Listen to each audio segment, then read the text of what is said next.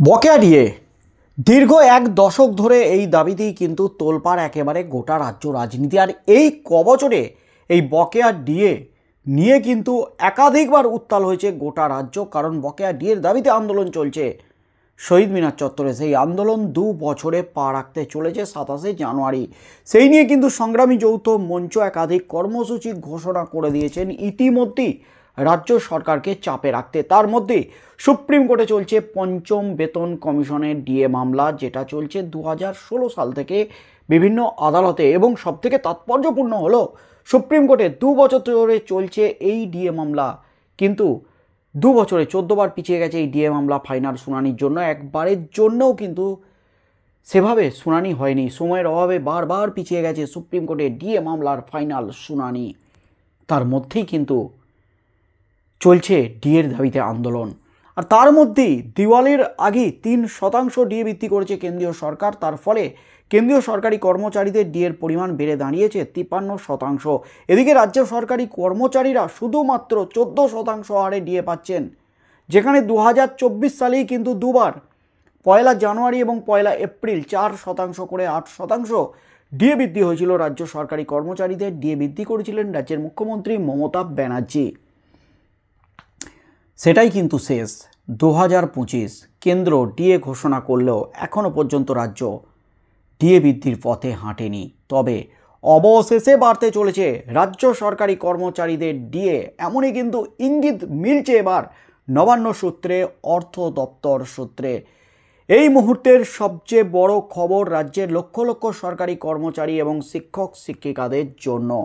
রাজ্যের মুখ্যমন্ত্রী একটি চিরকুট নিয়ে ঘোষণা করেছিলেন বাজেট অধিবেশনে রাজ্য সরকারি কর্মচারীদের জন্য 4% ডিএ বৃদ্ধি। তবে গত বছর 8% ডিএ বৃদ্ধি হলেও খুশি নন রাজ্যের সরকারি কর্মচারীরা, কারণ ইতিমধ্যেই রাজ্যের সরকারি কর্মচারীদের 39% ডিএ বকেয়া রয়েছে রাজ্য সরকারের কাছে। তার মধ্যেই কিন্তু কাটা ঘায়ে নুনের ছিটের মতো 8ম বেতন কমিশন ঘোষণা করে দিয়েছে কেন্দ্রীয় সরকার, যেখানে রাজ্য সরকারের 6ষ্ঠ বেতন কমিশনের 39% ডিএ বাকি, সেখানে কবে ঘোষণা হবে 7ম বেতন কমিশন, এই নিয়ে কিন্তু একটা কানাঘুষো জল্পনা শুরু হয়ে গেছে। তার মধ্যেই কিন্তু ডিএ নিয়ে এলো এবার বিরাট বড় আপডেট। অবশেষে এবার ডিএ বৃদ্ধি করতে চলেছেন রাজ্যের মুখ্যমন্ত্রী মমতা ব্যানার্জি। ডিএ বৃদ্ধি করতে চলেছে রাজ্য সরকার রাজ্যের লক্ষ লক্ষ সরকারি কর্মচারী এবং শিক্ষক শিক্ষিকাদের জন্য, এমনই কিন্তু আপডেট আসছে এবার নবান্ন সূত্রে।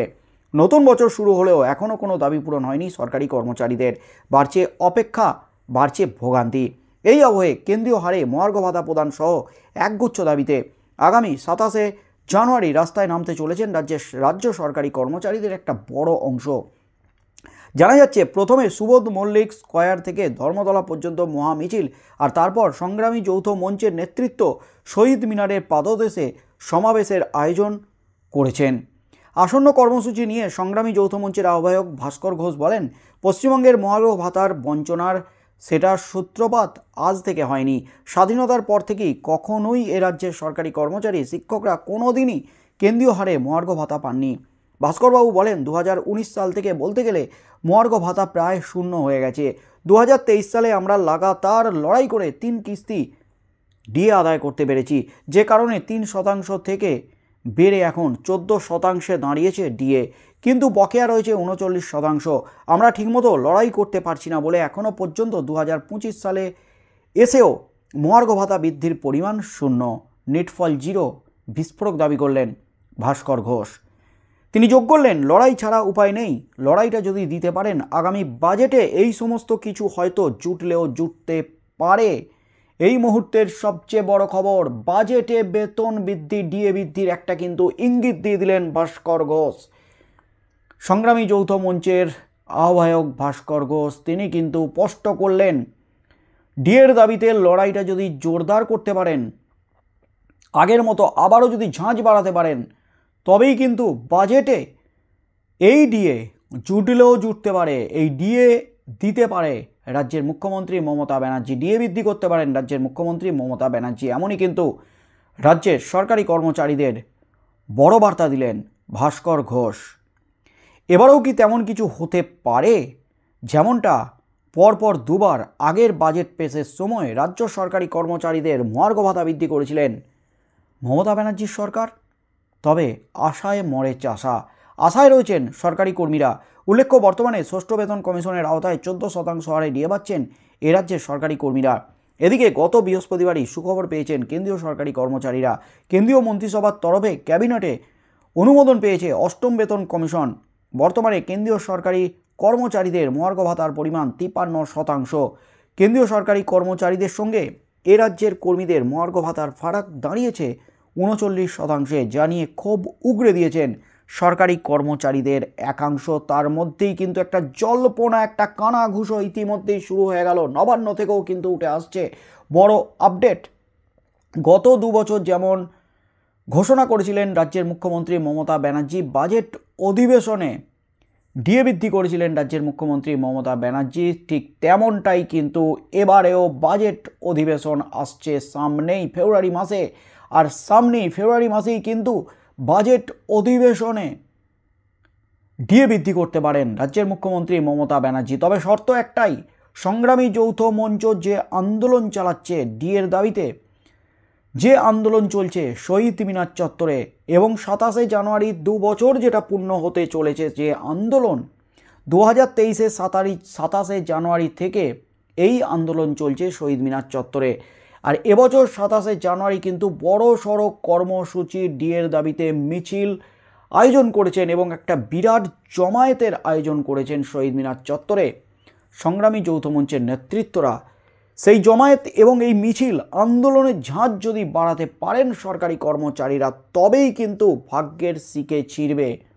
ষষ্ঠ বেতন কমিশনের যে 39% ডিএ বকেয়া আছে, সেই ডিএ হয়তো কিছুটা দিলেও দিতে পারেন রাজ্যের মুখ্যমন্ত্রী মমতা ব্যানার্জি। বাজেট অধিবেশনে বড় ঘোষণা করতে পারেন, এমনই কিন্তু ইঙ্গিত দিয়ে দিলেন সংগ্রামী যৌথ মঞ্চের আহ্বায়ক ভাস্কর ঘোষ। তবে সবটাই কিন্তু নির্ভর করছে মুখ্যমন্ত্রী মমতা ব্যানার্জির উপর।